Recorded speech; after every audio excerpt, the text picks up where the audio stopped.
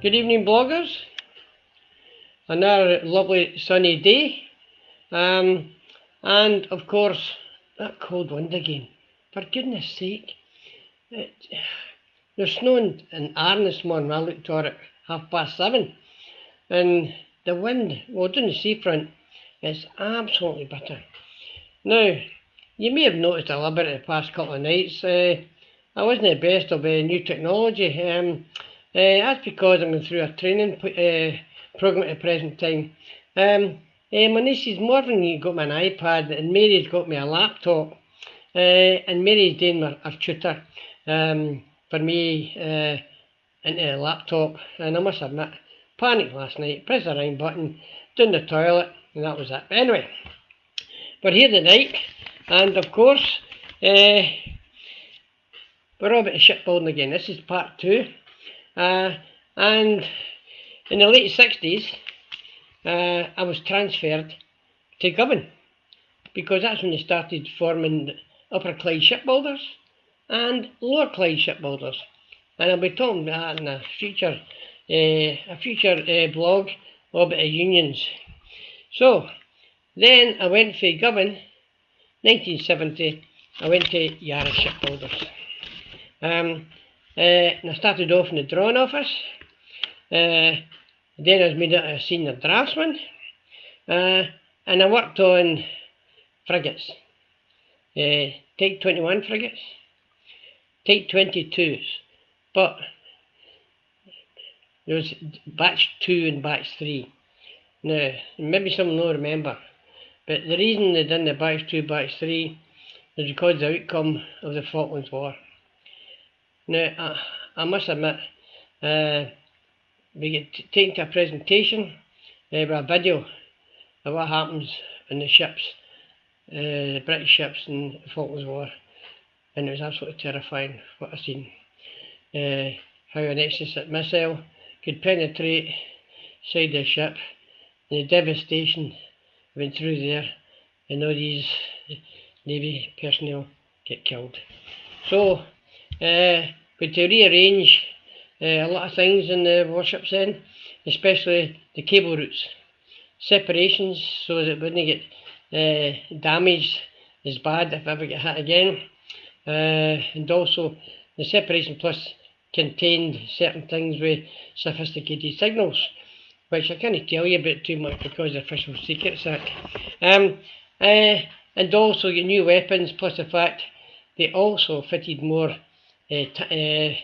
diesel tanks to give them so they can do a longer journey, so they didn't need to wait to get topped up. They did that as well, and also get new armaments fitted, new satellite communications, and these things. But I always remember the last line of defence was made in Holland, right? And you know what it's called? Very clever. The goalkeeper. That's what it was. It was a Gatling gun, and I think if I remember right, it was 3,000 rounds a minute it fired, and that was to deflect an exocet missile. I don't think I'm breaking any official secrets for that. Anyway, so that's what I was involved in at that time, and then I was seconded down to the Ministry of Defence for 18 months to assist the Ministry of Defence engineers in preparation of a Type 23 frigate, working on cable routes and various bits and pieces. And I must admit, I really enjoyed. Anne and I moved in there. We rented a wee bungalow, and it was very nice. Hospitality there was great. Bath and surrounding areas were marvellous. It was another wee education. So, when I come back up from Ministry of Defence, then I was asked to be transferred into the design office. And I said, oh, what's this?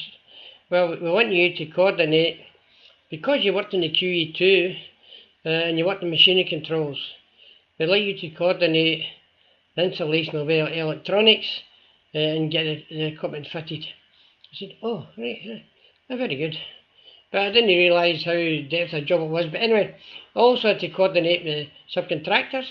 As soon as we get the electronics going, then they could set to work their gas turbines, their gearboxes, all the stuff that needs to go in the machinery controls. So yes, that was a bit of a task, but we worked it all right. Had a great liaison with the production, I must admit. The production lads were absolutely brilliant. And then gradually we paired up the electronics. And we're ready to go for doing city work. Only when I reach Swally. So once we get powered up the electronics subcontractors, then we build up stage by stage to get the gas turbines going, gearboxes, and I'm not going into too much technical stuff. So that's where we were there. The next stage was basin trials. Now that's where you do trials before you actually go to sea for sea trials. Everything's done in the basin, right? And it was hard going. It was 6 12-hour shifts, 6 days, 12-hour shifts. Oh, we get a Saturday off. In actual fact, we're in working. I think in Boxing Day, working on Boxing Day. But we turned up to get work done on Boxing Day, but lo and behold, communications had broken down. They had to tell the subcontractors to come in. They were still doing it in England, so boom. Now you waste of time. That's what it's all about, communications. And we worked in New Year as well to get it all done. So once the Minister of Defence accepted the basin trials were fit for purpose to go to do the sea trials, then that's what we did. And we sailed down the Clyde, and we went down various tests up and down the Clyde. They measured mile. That's where you measure the distance of the speed of the engines. And we also done tilt tests and figure eights and all these things off the Ayrshire Craig. And the Ayrshire Craig is one of the deepest areas in the Clyde, round about that area. So that's a now bit of information for you. So the sea trials went well, but I must admit that's when I got my first experience in bunk beds. I mean, I was in bunk beds before, but I'll tell you that's a different story altogether.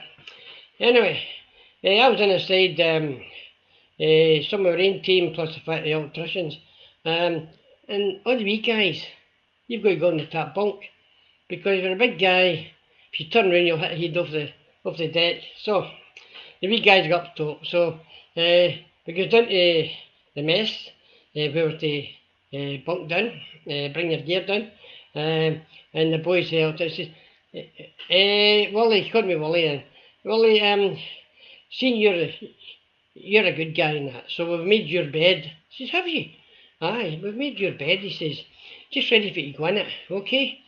And he says, and we're not ready to start yet anyway. He says, it's an hour, he says, so if you want to go have a wee rest up in the bunk bed, that's what we're going to do. Read the paper or something like that, you know. I said, very good. So, knowing me, didn't know I was getting set up anyway. I got up in the bunk bed, and they took the springs off, but it keeps it together. And lo and behold, it folded up like a concertina, and I'm jammed in. Oh, caught, hook, line and sinker, and they all started laughing and that. But it was even worse than that. They went, I've been away for a cup of coffee, Billy, but we'll come back and get you in an hour's time. And you know, I was stuck there like a plonker for an hour, jammed into that bunk bed. Jeez, oh. So that was us. So it gets quite hairy sometimes in how do I say, even the sea trial, because sometimes you drop the anchor running for the company. Every day you come in, drop the anchor, because you're taking on food supplies, or it may be more different subcontractors going to meet the boat. Anyway, one night there's a breakdown in the electronics for the engines, and it meant we couldn't sail the next morning. So I get called with the heat bombers up to the bridge. Do you know what the problem is? I says, yes, I certainly do. What do we need? We need another couple of electronic units, but we've not got any on board, no spares. is there any other thing we can do? I says, aye. I says, you could phone out a night shift in Yarrows, put me through and I'll tell them what to get and they can bring them out in the morning. Oh no, that's too late. No, we can't wait in the morning, Billy. Right, tell me what we're going to do. Do you know what you're looking for? Says I. Right. We'll send for it. And they called it Monroe's boat. That's the boat that took you to the workshop. We'll send for Monroe's boat, okay? Right? You go on the Monroe's boat. We'll take you out to Largs. There'll be a chauffeur there waiting on you. You go up to Yarrows. Go on the boat. Take the bit that you need. And the chauffeur will be sitting there. Back down, Monroe's boat here, and then we'll fit it. And I went, that sounds a good plan, that. And the sea that night, oh, Monroe's boat was getting doing like a yo-yo. And they to help me on, they to an arm at one side to hold me on to get on the boat, and I'm going, oh, this is a bit hairy, this. So we go to Lars, done the business, come back for Yarrows. Right? Now, the thing is, because the sea was that rough, you couldn't put a gangway across the two boats. Right? So, we get up aside, and here there's 3 Navy guys each side of the opening where the gangway would go, right? And I'm up top with this package with the electronic stuff, right? And the boat's going up and doing, I'm going, geez, oh, how are we going to get on the boat here? So, hey, the job must come first, by the way. So, the Navy boy goes, are you alright, wee man? I says, aye, fine. I will just throw the electronic stuff on here. And I went, what about me? And he said, you throw that oar first, right? So I throws that oar first. And there was 3 and they get right near the entrance.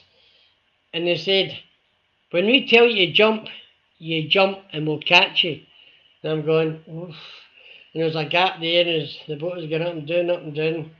Anyway, and all of a sudden they say, and as the boat came up, they say, "Now, Willie, now!" And I jumped, and these guys managed to grab me by the arms before I slipped down and then they pulled me up, and I went, oh, jeez, oh. So I goes in, and the ship's captain goes, oh, great job, Willie boy, fantastic job in that.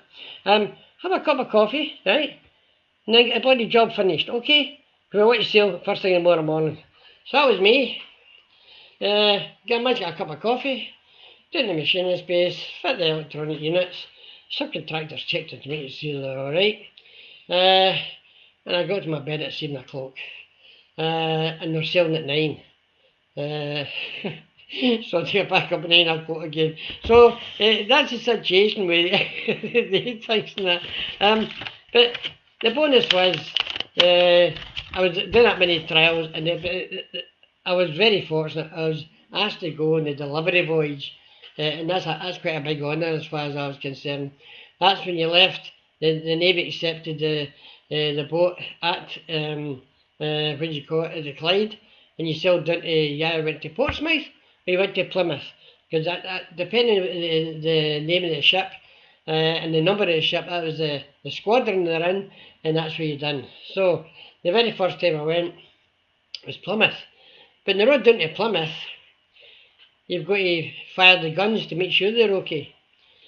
Oh, dearie me, we just made it be half an hour, because if you don't get your spot, you've got to wait another day, and that'd be another day lost. So, we managed to do that, sailed all the way down to Plymouth, and I must admit, I can just imagine now, I never thought, when you put the welcome we got, as we entered in to Portsmouth, all the families and with their kids, because they hadn't seen their dads for already months and months and months.